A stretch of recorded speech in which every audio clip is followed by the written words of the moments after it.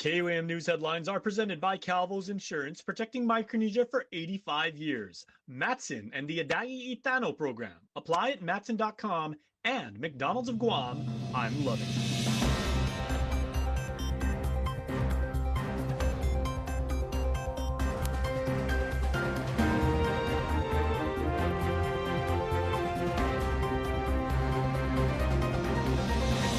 Ahead on KUAM News Primetime. Today, the Guam Police Department made their official pitch to lawmakers for their fiscal year 2027 budget, but continue to push that their biggest challenge isn't dollars, it's manpower. I'm Nevaeh Anderson with more on this coming up. Recovery efforts continuing across Guam's public spaces like here in Paseo, which received major infrastructure damages from Super Typhoon Sinlaku. I'm Mitsuki Hirayama with the story coming up.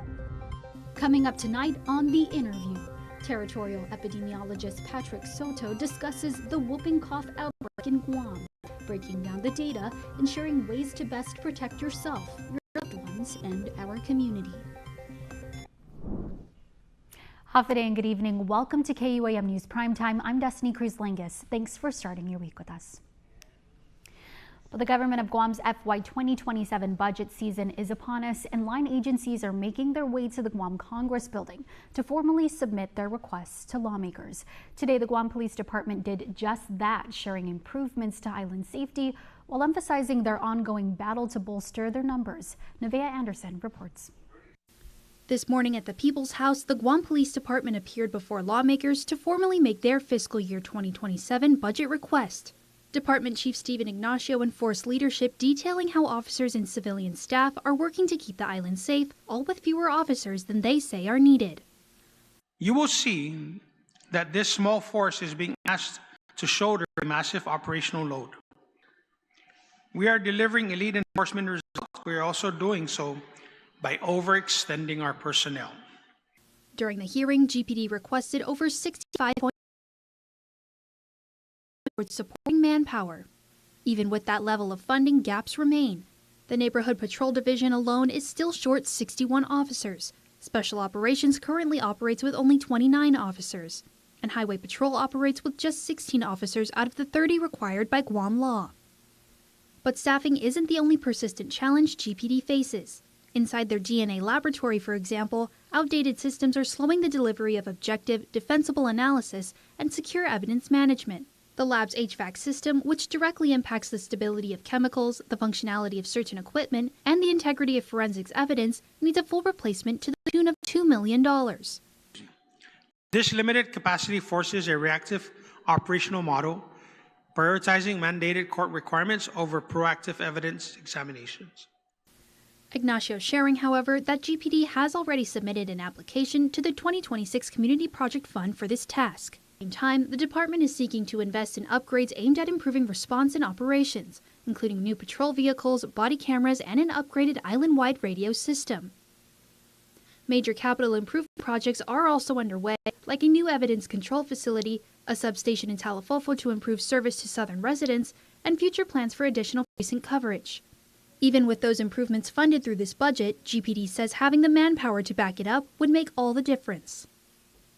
Senator Chris Barnett stating that the public must also be a part of the solution to stabilizing numbers, pointing to GPD's high school outreach programs as an opportunity to introduce tutoring services that focus on assisting potential GPD trainees with preparing for the written test portion of their applications, an area where many applicants fall short.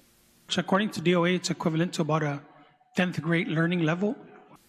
Despite those challenges, the department points to progress bolstering their request, like a 43% drop in robberies and a homicide closure rate of 71%, 9.6% above the national average.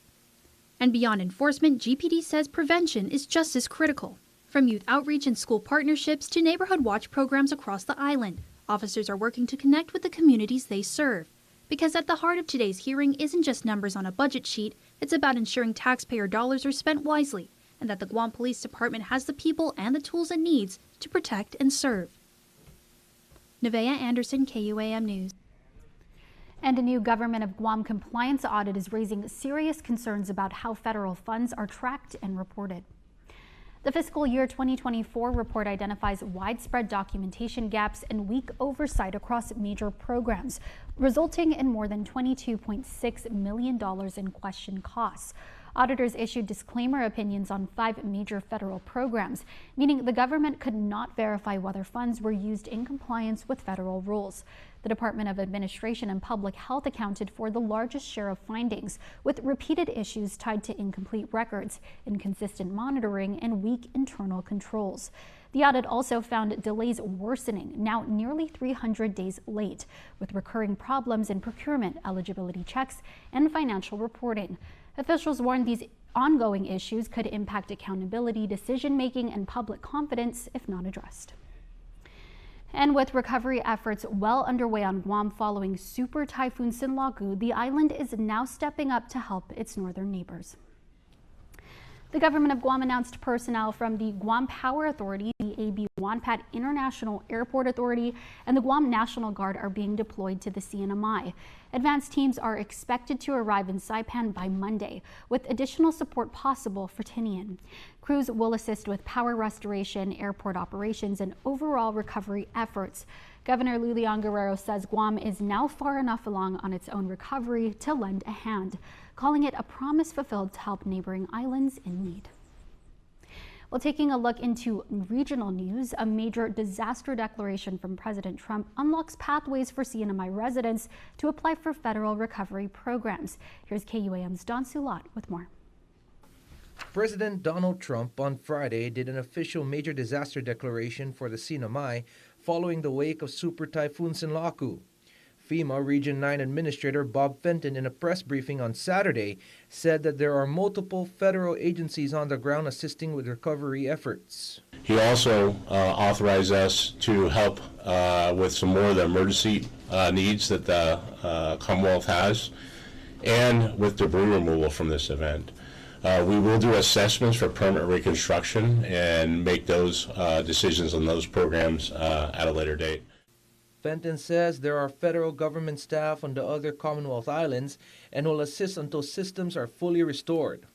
As for other federal disaster assistance programs, such as those aimed to assist with food loss or programs that will assist with income loss due to the typhoon, Public Assistance Office Special Assistant Patrick Guerrero says that the CNMI government had been communicating with federal agencies prior to the typhoon making landfall. And already seeing that we were going to get affected, I did communicate with the governor and, for example, the Secretary of Labor to be prepared if we do have a disaster declaration.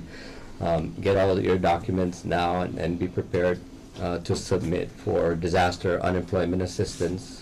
As for programs such as the Disaster Nutrition Assistance Program, Guerrero says application submission is underway to federal agencies.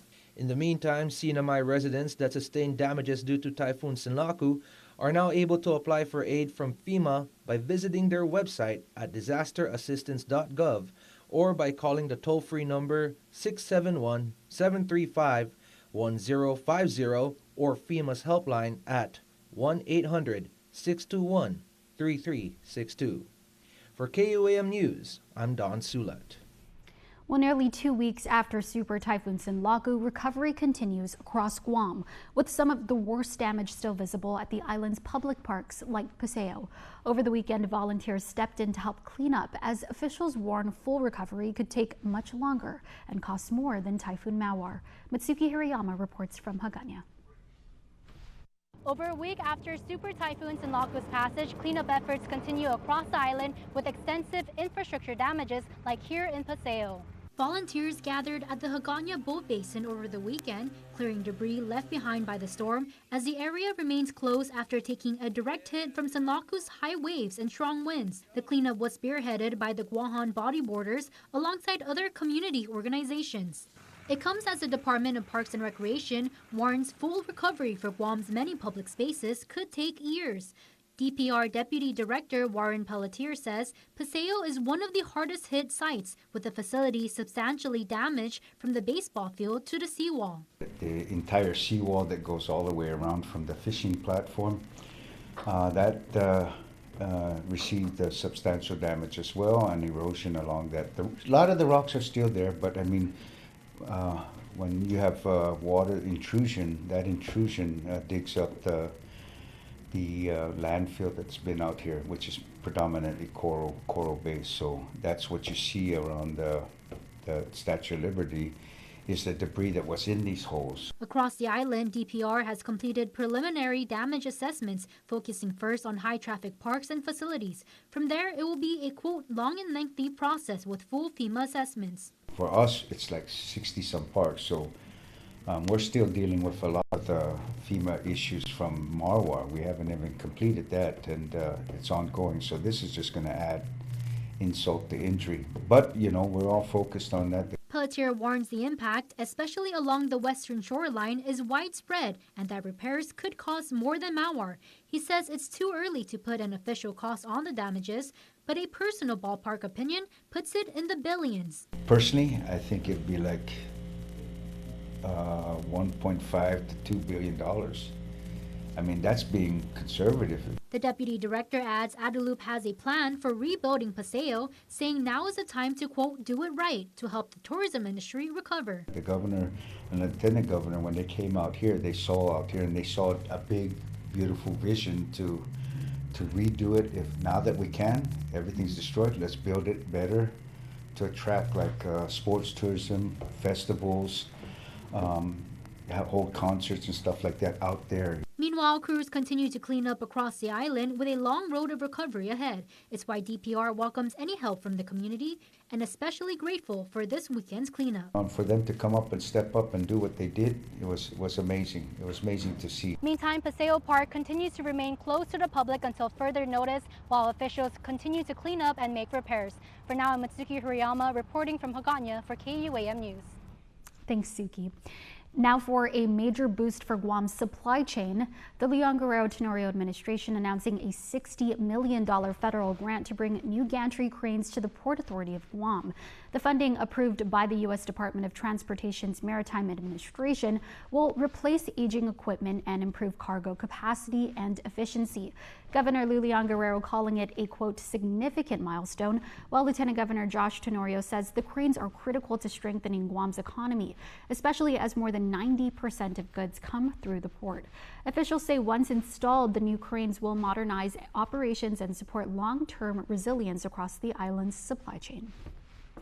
The National Weather Service, Guam, is keeping a close eye on a possible tropical system that could develop in eastern Micronesia over the next few days.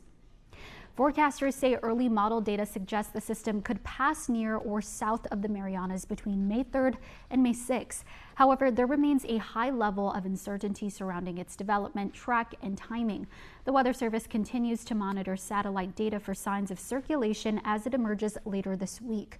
Residents are urged to stay informed and follow the latest updates as conditions could change. Keep it here. You're watching KUAM.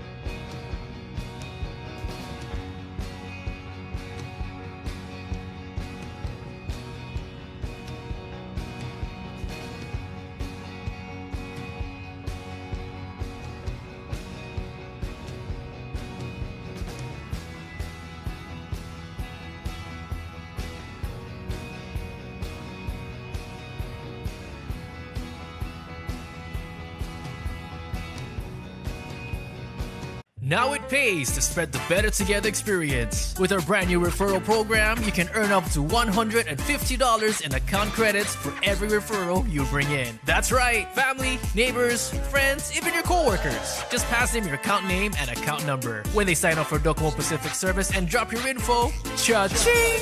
Credit applied. So spread the word and start stacking those savings. Additional conditions may apply. Docomo Pacific, we're better together. Guam is coming back, stronger every day. And this Mother's Day, it's time to celebrate her. Something beautiful, something that makes her smile, something just for her. Because Mom's gonna love this. Kmart Guam, right here with you. The new Big Arch sauce is so delicious. You'll wonder if they named the sauce after the burger or the burger after the sauce. The Big Arch, the most McDonald's burger yet. Ba-da-ba-ba-ba. Welcome back to Primetime. A 29-year-old man is facing multiple felony charges after allegedly trying to bring drugs into the Department of Corrections hidden inside a cookie bag. According to a magistrate's complaint, Jesse Bautista was detained at the DOC Visitor Center in Manilao after officers discovered suspected methamphetamine and marijuana during intake screening. Investigators say the drugs were concealed inside a resealable cookie bag that had already been opened. Inside, officers found heat-sealed packets containing a white crystalline substance and green leafy material. A field test later confirmed a presumptive positive for meth, weighing just over 19 grams. Bautista told police he was delivering items for his uncle, an inmate, and claimed he didn't know what was inside the bag. He now faces charges including complicity to deliver a Schedule II controlled substance and promoting major prison contraband. A 24-year-old man is facing a felony drug charge following a traffic stop at Nimitz Beach. According to a magistrate's complaint filed in Superior Court, Joven J. Quintanilla Tautau is charged with possession of a Schedule II controlled substance as a third-degree felony. Police say officers spotted a gray Nissan Altima without a license plate on April 22nd and conducted a stop after the vehicle pulled into a parking lot. Authorities say the driver exited the car and attempted to run before later identifying himself as Tautau.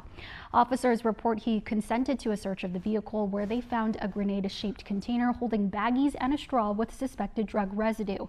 A field test later returned presumptive positive for meth.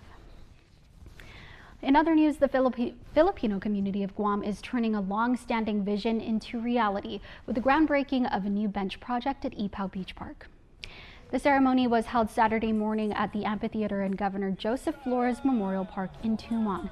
The project, first conceptualized in 2015 by past President Nita, aims to install 36 concrete benches designed with Lattystone-inspired elements, creating a more comfortable space for events, performances, and family gatherings. Under the leadership of current President Adina Rabonal, and with support from community members and local organizations, the project is finally moving forward. Organizers say the initiative is more than just infrastructure. It's about community pride and leaving a lasting contribution for future generations to enjoy. Well, stars of the upcoming film Animal Farm hit the red carpet to talk about the George Orwell classic turned animated movie, and Top Gun is back on the big screen. Here's your entertainment report. Decades on, the catchphrase is still cool as ever. It's been 40 years since Top Gun soared to screens. To celebrate the milestone, select theaters are bringing both Top Gun and the 2022 sequel, Top Gun Maverick, back to the big screen. The return is for 1 week only, beginning May 13th. Beck is back. The 8-time Grammy winner is out with this new single titled Ride Lonesome. Fans can also hit the road to see Beck on tour. He just announced the Ride Lonesome tour, which kicks off in September. Presale tickets are available now. A George Orwell classic is getting animated and headed to the big screen. What does that say? It says, Laughter House. That sounds awesome. I love to laugh. It's a slaughterhouse. Animal Farm, a cautionary tale, follows one farm's descent into a dictatorship, prompting a barnhouse brawl against themes of communism. We spoke with stars on the red carpet promoting the upcoming film. It seems to me that we need to really think about how we want to see the truth in the future, and particularly for kids, that they want to see how they see the truth, and that's what the movie is really about. It's about opening up a discussion between them and their parents and their grandparents, who may have all read the book. The parents anyway would have read the book at a different time in the history of the world. Animal Farm heads to theaters May 1st. That's Ryan Entertainment. Gwen Baumgartner, CBS News, Los Angeles. Now for a look at your world at home. Here's a wonderful shot from up in Dededo as the Lions Club is replanting trees that were knocked down.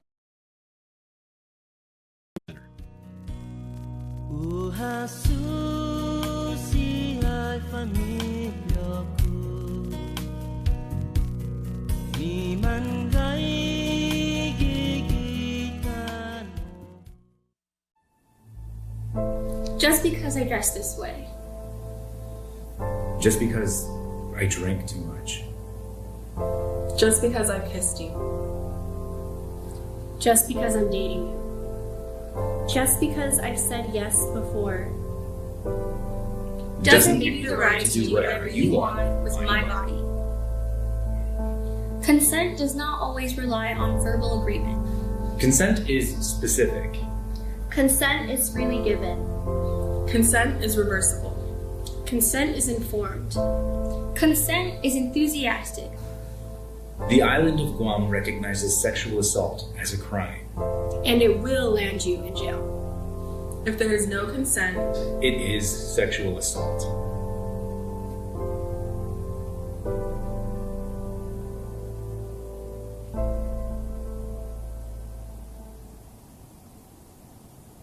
Everyone has goals. Saying yes helps you get there. Retirement, huh? Yes. When is it your turn? I'm working on it. And well deserved. Could I be a truck guy? Oh yeah, we totally see truck guy. Can we really do that right now? Yeah, wild, right? Can we start that college fund? Yes. Because yes is so much more than the answer to a question. First Hawaiian Bank. It all starts with yes.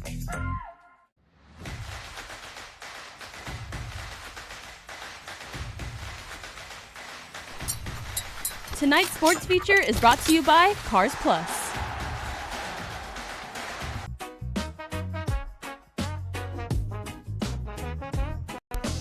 Jimmy D's memorial on the beach, sand in our shoes, salt on our cheeks, all for you, Dave. We came to stand with your name in the wind and love in our hand. Everyone is here to celebrate your new life shining through heaven's gate. We miss your smile, we miss your sound, but your heart stays with us all around. Guam's volleyball community, beach players, indoor, club, high school, and national team came together at Jimmy D's to celebrate the life of the late Dave Rillera, a player, coach, tournament director, and passionate practitioner of the sport. His funeral was the day before, but on this evening, against the backdrop of Tamuning's famous low tide, those who shared the court with Dave cleaned the courts that he helped to make a reality.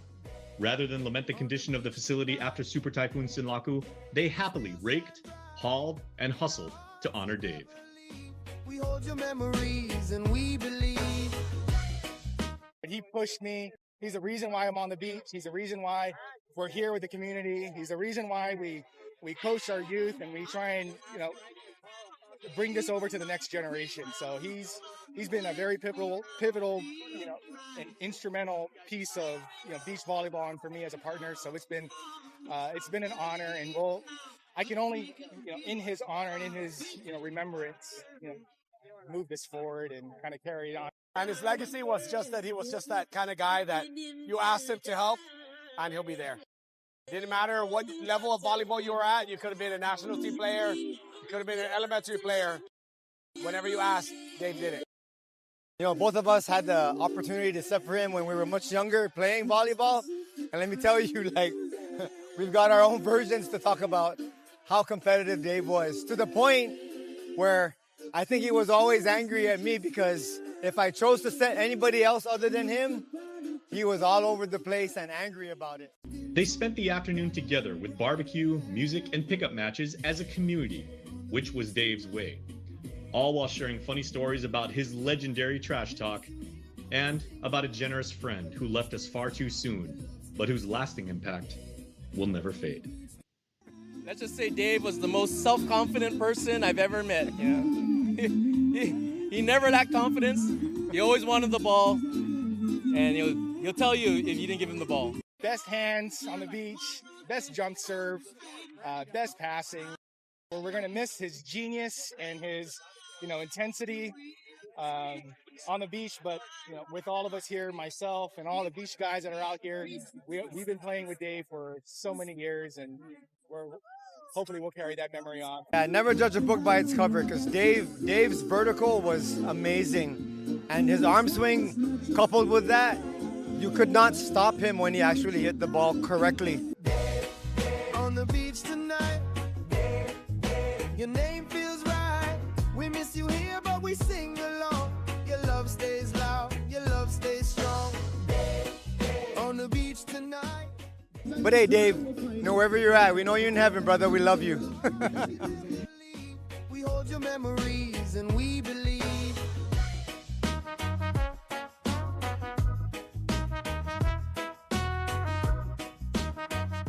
Don't need a work break, keep the smile on your face. The moments you can't replace, and I'll be around. Whoa, you can count on me. You can count on me for life. Wherever life takes you, we're always here for you. Calvo's Insurance. Count on us for life. Freedom, that's a cheap thing. Freedom to ignore this, that's a cheap thing. Sacrificing facial hair to nature and involuntary blood donations, cheap things. No one signs up for an 800-pound bear chase. But if it happens, cheap thing. VIP parking, exfoliating, treating gravity like a suggestion, saying, it'll dry. Free-range parenting, forgetting if that's a moose or an elk, all cheap things. Remembering without saying it. Couldn't be more of a cheap thing. Sweating your tail off, freezing your tail off, an American saving another American's tail. Cheap things. Making a cheap vehicle for only people with cash like him? Not a cheap thing. Or confusing capability with unaffordability? No, not a cheap thing. Making adventure affordable? Now that's a cheap thing. So we're bringing you more cheap things this year, because cheap things should be everyone's thing. News Bites is brought to you by Docomo Pacific, Better Together, and Fresco Clothing, original custom design apparel of Guam and the Marianas. Hello and half a day, everybody. Welcome to News Bites, where we tell you everything that's happening on this wonderful island of ours that we love so much. We're all doing this together, and you know what? I love wearing shirts, especially when they're made by friends of mine. This is Coach Jimmy Yee. Why Impact, right? They make these shirts in all different school colors. And you know why I'm wearing mine? Because I'm super, super proud of my school. Black and gray all the way. That's what it's about at Sanchez. But you know, it's a difference between showing off and representing, right? We appreciate our school. And you know what? The Bulldogs do too up at Ukadu High. Some of the nicest people I know on Guam are graduates of Ukadu High School, or their employees there and everything. And they are having Bulldog Day. So they're going to show you all the different clubs, all the different programs, all the different student groups, all the different things. Or, you know, if you're considering a school to go to and you're maybe like 7th grade, 8th grade, come and check out Bulldog Day, because they want to show you what the Dededo campus is all about. It's a really, really beautiful school. And you know I'm a sports guy, right? They have the most amazing sports facilities there. They got the track, they got the football field, they got a great gym, great basketball court, great volleyball court, great wrestling, great baseball field, and everything like that. I love the fact that Ukadu has all of this stuff. But it's not just about sports. They got academics, they got student programs, they got a great theater program, amazing Marine Corps Junior ROTC program. I might as well be representing Ukadu right now, because I am so impressed by Bulldog Day, and I want you to go check it out. So make sure to go there. Micronesia Mall Center Court. This is going to be on May 2nd. Shout out to all the Bulldogs. All right, what else do we got? Speaking of places and institutions of higher learning, the 43rd Presidential Lecture Series is happening over at the new Student Center, the Lucio Tan Student Success Center over at UOG. Make sure to go check it out, because Dr. Jalkenin Joseph Vic Falan did a profile of him for One Micronesia. Amazing, amazing story. And I want you to pick up his book, because it teaches you, it shows you how this amazing physician's journey went from a son of Micronesia to being a practicing physician. Incredible, inspiring story. And he is going to share his knowledge, his wisdom, his inspiration, his encouragement with you and with me and everybody who shows up. So make sure to go check that out. And for entertainment, tickets running out. What are you guys waiting for? Make sure to get your tickets, secure them, right? There's less than 40 tickets left for the This Hemisphere premiere, and that's how we say that, right? Of The Devil Wears Prada 2. This is going to be at the Micronesia Mall Thursday, guys. It's coming up, 7 p.m., right? Less than 40 tickets. That's a accounting department's size, right? If you're in the military, that's a platoon size. Make sure to go check it out, right? That's a big family reunion size and everything, but make sure to go check it out, because the Guam Women's Chamber of Commerce is putting this on, and the proceeds that are generated from this go to help the programs that they have set up and continue to have. So You're going to watch a really, really good movie, 20 years in the making, and you're going to help some amazing people on the island. That's what we do here on News Bites, but you know what we also do around this time of the news? We say happy birthday. So here's tonight's celebrants.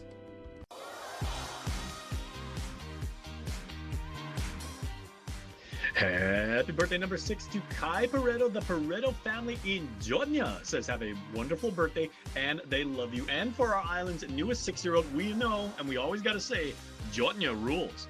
And happy birthday number 9 to Tatum.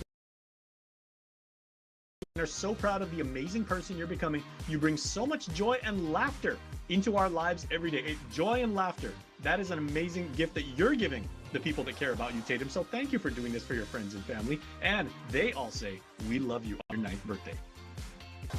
Want to wish your special someone a happy birthday? Just click the QR code here on your screen or email birthdayclub@KUAM.com. And coming up next, we have The Interview, our segment where we discuss the topics that matter most to you. Tonight, we speak to territorial epidemiologist Patrick Soto amid confirmation of a pertussis outbreak in Guam. We'll talk about what pertussis is, who is most vulnerable to infection, and how to protect yourself and your loved ones. Stick around. From sauce to dust to nuggets. Diablo dusted crispy chicken nuggets. No, they don't come in mild. That would make like 0 sense with the name. Or the whole explosion thing we just did. New Diablo dusted crispy chicken nuggets. A brand new classic. Only at Taco Bell. GU Self Storage, located in Harmon next to McDonald's, offers a variety of storage units. With rates starting as low as $95 per month, we offer complimentary use of dollies, push carts, appliance hand trucks, and pallet jack, with a fully covered loading and unloading areas and ADA accessible units. We offer 24-hour CCTV surveillance monitoring, alarm, and individual pin-coded gate and door access, because your safety is our priority. GU Self Storage, voted Pika's Best in 2024. Call 671-648-7867 today.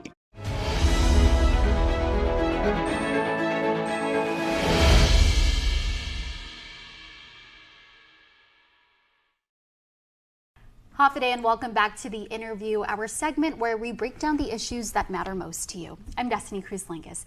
Today we're joined by territorial epidemiologist Patrick Soto from the Guam Department of Public Health and Social Services following confirmation of a pertussis outbreak here on island. All right, Patrick, so just again, getting right into it, many people know pertussis as whooping cough or even the cough of 100 days. So for viewers who may not be familiar, can you explain exactly what pertussis is and how can it spread from person to person? Yes, thank you for having me, Destiny. It's always a pleasure to be here. Thank you for joining us. I know for the island or locally, we've been tracking pertussis since last May when we've detected our first travel-associated case. And since then, we've been picking up or catching or even diagnosing a few other pertussis cases that eventually led to us knowing that this is a community-wide spread that's occurring. So the Department of Public Health and Social Services has been maintaining situational awareness of what's been going on both locally, nationally, and across the region. And I can get I can talk a little bit more about what we're seeing throughout the Pacific. But before we get to that, so pertussis is a gram-negative bacteria that can only be found in humans. I know prior to this interview, we were just talking about the kennel cough that you were talking about. Yeah, right. So I'm not familiar because I don't have animals, I don't have companion animals. But the pertussis that we're talking about is only found in humans. So it doesn't affect your companion animals, it doesn't affect dogs, cats. It's not like influenza or Zika virus where you can kind of see it in those animal species, right? In avian species or even in swine species. As you've mentioned earlier, it is referred to as whooping cough, and it also is referred to as the 100-day cough, and we'll speak a little bit more about why we track it for 100 days. And as I have mentioned, there are several other species. There's pertussis and parapertussis. In Guam, we have seen a couple of parapertussis cases. It's a relatively new species that the US mainland or nationally they've been tracking.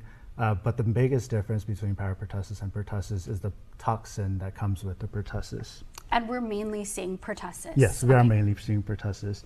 I guess to close out the parapertussis case or situation, we're only picking it up because of the improved testing capacity. So there's a viral panel, there's a respiratory panel that tests for 15 to 20 different bacteria and viruses, and we only see parapertussis because it's on that panel. And we'll definitely get into what public health is doing, ramping up efforts now that we have this outbreak confirmed. Again, I know that you're going to talk a lot about transmission. So yeah, that's what most people want to know. How does it spread from person to person? Yeah, so pertussis is a very highly contagious, highly infectious bacteria, and is spread primarily through respiratory droplets. So when someone coughs, when someone speaks, when someone sneezes, or even like in church when people are singing, an infected person who has pertussis can be spreading those germs as they're projecting, right, those respiratory droplets. Wow. There are some documented cases for indirect transmission, and that just means if I cough or if I sneeze into my hand and I don't wash my hands, and if I touch a high touch point, so like a doorknob or a keyboard, and then someone else uses or touches that doorknob and keyboard, it's likely, it could happen, but in those instances, it's very rare for that to be happening. So it just goes to show, though, that it is highly transmissible again. You know, another interesting thing is that early on, pertussis can present as a common cold. So how can people kind of feel out that they may have pertussis? What symptoms should they look out for? And that's what makes it really difficult. So as I've mentioned before, pertussis, once an infected person coughs or sneezes, that bacteria floats through the air and it lands on someone who's susceptible or vulnerable.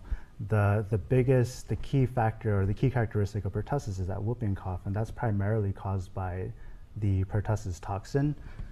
So there are two types of toxins. There's the tracheal cytotoxin and then the pertussis toxin. The tracheal cytotoxin, what happens is it latches onto the epithelial cells of your airways, and it paralyzes that cilia. So those hair-like structures that move fluid up and down your pathways. So that leads to increased buildup of fluid in your airways, and that's why that kind of leads to that like paroxysms, those loud, rapid, very violent coughs.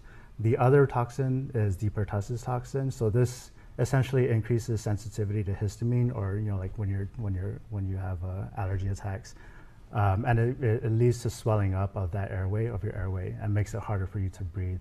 So that's the whoop that you're talking about. So you have this toxin that's paralyzing the epithelial cells, leading to increased fluid buildup. So you're coughing, and then you also have restricted airway access. So that's why people who have pertussis have that inspiratory or forceful, that classic pertussis whoop.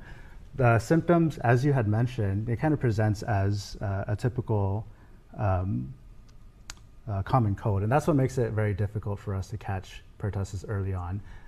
You can categorize the different stages into 4 stages. So when someone is infected, and as soon as they infect someone else, or when a susceptible person is exposed to pertussis, it takes maybe 7 to 21 days for that person to start showing symptoms.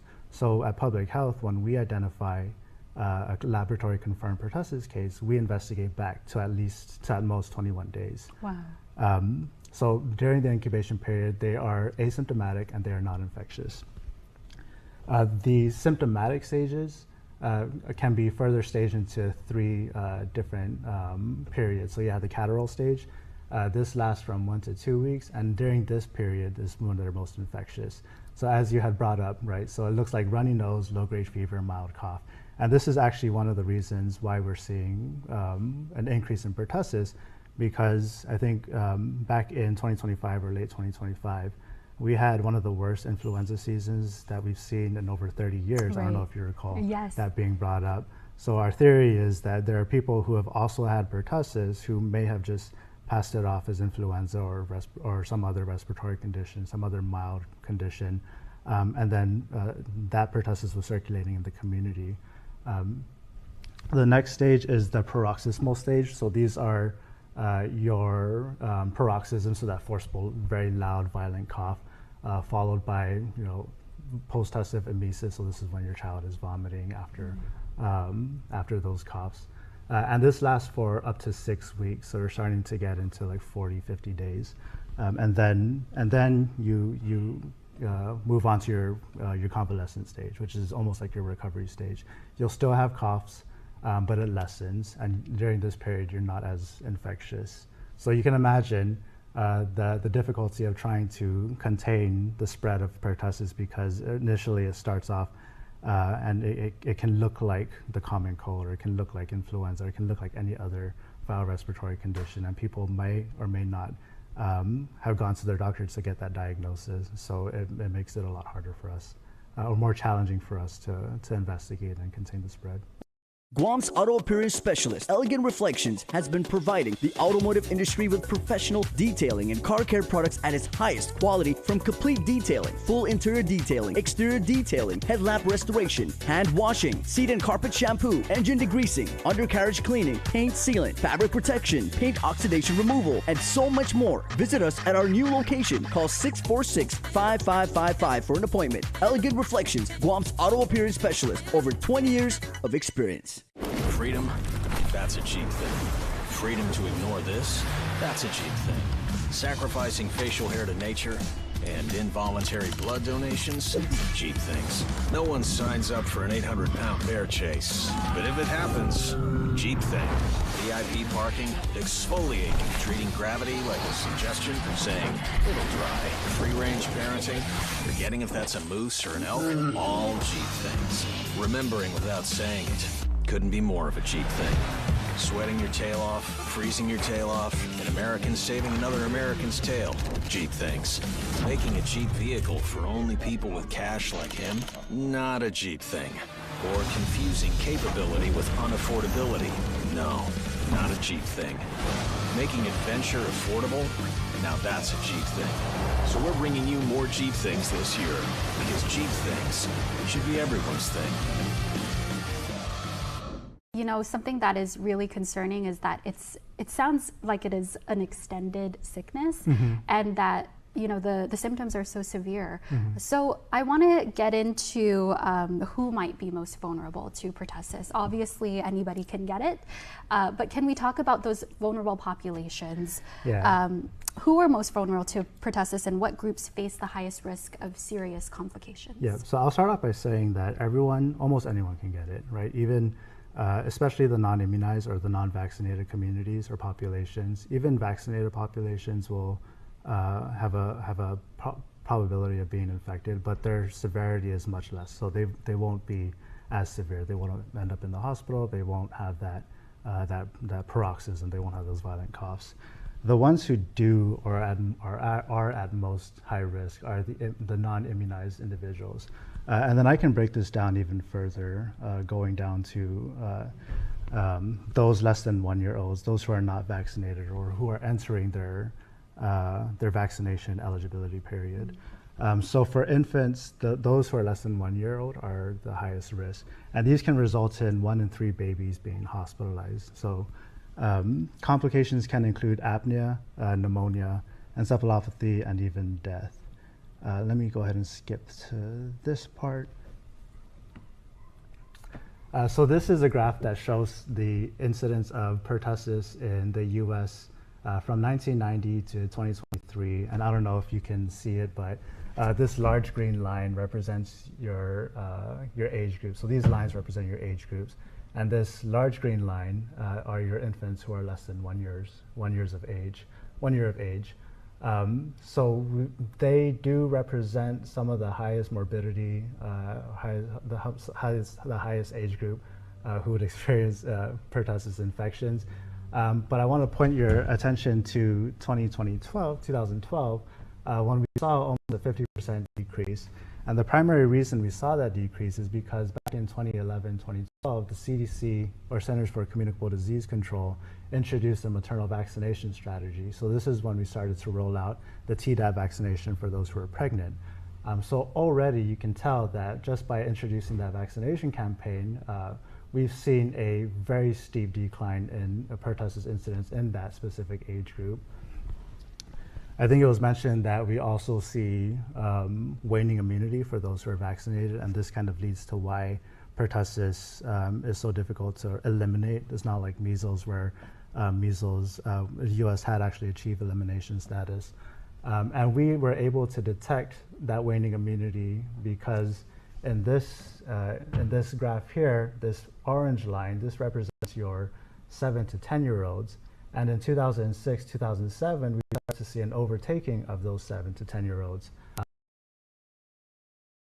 seeing an incidence at a higher rate than what we would typically see for 11 to 19 or even 20-year-olds. And that's because we introduced DTaP, or your acellular diphtheria, tetanus, and pertussis vaccination back in the 90s, so I think 96. So if we look at the difference between when we introduced that to when we started to see this overtaking, that is your DTaP birth cohort. So this is how we knew that waning immunity due to DTaP or acellular vaccinations is in effect. And this is how we were able to roll out and update our vaccination recommendations. So now, every time we put out a press release or every time we put out a message, we're always saying vaccinate your kids with DTaP, but also if you haven't received your vaccination in 10 years, get your Tdap vaccination. Yes, that's something that I think a lot of us maybe might forget or might not know, is that that immunity does wane over time, and that maybe if you haven't had your vaccination 10 years, you're due for it, definitely. So thank you for talking about protection, because I think that's the most important thing that we really want to push, right? Is how do we best protect ourselves? But I also want to ask, how effective is the vaccine in preventing infection or reducing severity? Because I also want to touch on who has primarily been, I guess, at the center of infection. Is it those who are unvaccinated? Can you break that down for us? Yeah, so for DTaP is 98% effective within 1 year of receiving your first dose, or sorry, within receiving your last dose. And the effectiveness kind of drops over time, as we had mentioned, right? This is why we're seeing those sporadic or cyclical increases and decreases in incidence rates, both locally and nationally. But even at that, even when it does wane over time, it's still 70% effective within 5 years of that last dose. And that's not to say that the remaining 30% are most vulnerable. That's to say that even those who do receive it, although 70% will still be protected against infection, possibly infection, the other 30%, while they might lose immunity, they're still protected against severe disease. So they'll still be protected. They won't be in the hospital. They won't have those pertussis-like or violent coughs. For Tdap, so these are individuals that we recommend for, well, this is the vaccine that we recommend for like pregnant women, those your more vulnerable elderly population, for those who haven't received DTaP in years. You can expect 70% effectiveness within 1 year, and then that drops from 30 to 40% within 4 years. And this kind of lines up with what we're seeing locally, right? So we are seeing infections across the age ranges, so from as young as 2 months to as old as, I think, 19, 20 years or above 18 years. But the majority of the cases are within those 2 month to 6 year age ranges.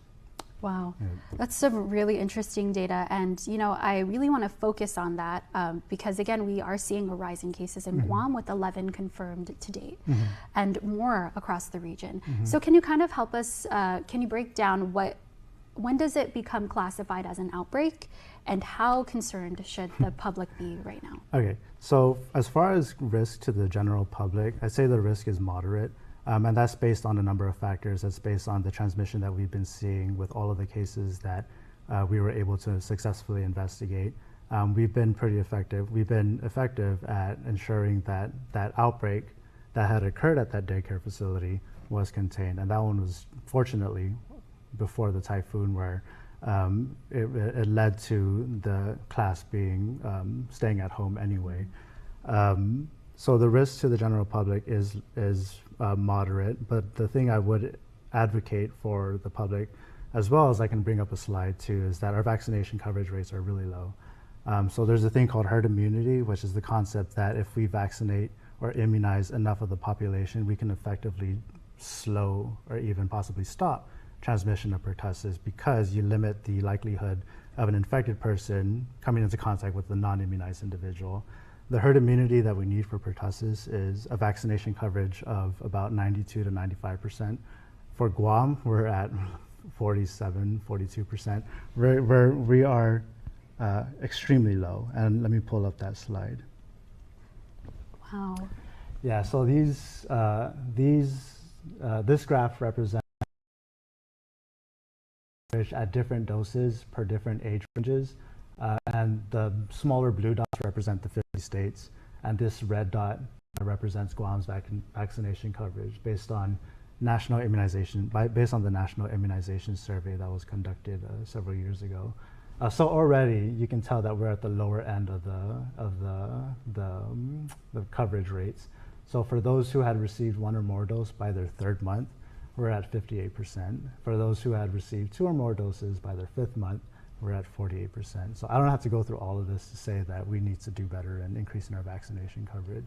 Where do you think maybe the hesitancy might come from? Definitely the hesitancy. This is data collected from 2021. So the US updated their data for 2022, but for Guam's, we're still relying on 2021 data. So maybe a limitation of this data is the fact that people just weren't getting vaccinated anyway because of the pandemic, where there was no real, the priority was making sure that we were vaccinating for COVID-19 rather than all of these other vaccine preventable diseases. Freedom, that's a cheap thing. Freedom to ignore this, that's a cheap thing. Sacrificing facial hair to nature and involuntary blood donations, cheap things. No one signs up for an 800-pound bear chase, but if it happens, cheap thing. VIP parking, exfoliating, treating gravity like a suggestion, saying it'll dry. Free-range parenting, forgetting if that's a moose or an elk, all cheap things. Remembering without saying it, couldn't be more of a cheap thing. Sweating your tail off, freezing your tail off, an American saving another American's tail. Cheap things. Making a cheap vehicle for only people with cash like him? Not a cheap thing. Or confusing capability with unaffordability? No, not a cheap thing. Making adventure affordable? Now that's a cheap thing. So we're bringing you more cheap things this year, because cheap things should be everyone's thing. All right, that's very interesting. I also wanted to talk about, because we talked about where it originated from, pertussis in Guam, and this was prior to the typhoon happening. Yeah. So just in terms of conditions that we are currently under, and especially those within the region, does that exacerbate like pertussis? It certainly does. Can you explain how it does? And I say, fortunately, the typhoon happened because it kind of led to all those infants at that one specific facility to stay home anyway. So that helped us stop transmission within that facility. But unfortunately, because now we're looking at congregate shelters, we're looking at congregate settings, we're looking at adults, children, and even infants staying home and bunkering down because of the typhoon. And this is particularly troublesome because what also happened during the typhoon is for those who weren't able to successfully or safely, keep safe during the typhoon at their homes, they had to go to those evacuation shelters. So that was our concern prior to Core 3 or Core 4 or Core 2 hitting, was that we knew that we needed to keep a very close look on the evacuation shelters because of the situation that we're seeing out in the community. So when Typhoon Sinlaku hit, we were looking at 7, I think, Tier 1 or shelters that were manned by the Guam Department of Education. And then when we had moved out of Core 1 into Core 4, we had set up a Tier 2 shelter, which was stationed by American Red Cross. Right. And this is where it poses another type of challenge, because you're looking at residents from 7 different shelters, right, representing 7 different communities with 7 different types of priorities that we need to look out for, all consolidating into a single shelter up in Jigo that's manned by. So you have all of these factors that you have to look at that we had to track and ensure that there was no transmission of any communicable disease. Pertussis, influenza, I know, was another concern, any other respiratory condition, but also like arboviral diseases like dengue. So we were very responsive in working with the shelter staff, American Red Cross, but even our public health nurses, and making sure that all of the residents who moved to that shelter up in Jigo were assessed, and we've been tracking any potential communicable disease transmission within those shelters.